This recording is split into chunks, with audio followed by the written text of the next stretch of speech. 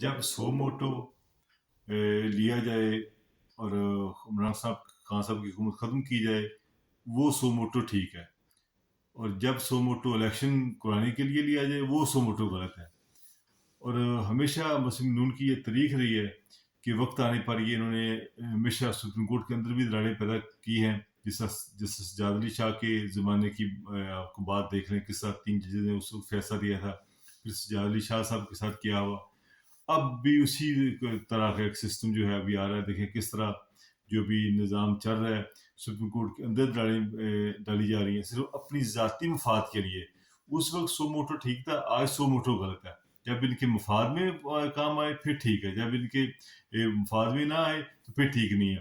ان کے حق میں فیصلے ہیں تو انصاف کا بلبلا ہے، ان کے اگینسٹ فیصلے آ جائیں تو یہ پھر ججز کے اگینسٹ کس طرح یہ باتیں کرتے ہیں۔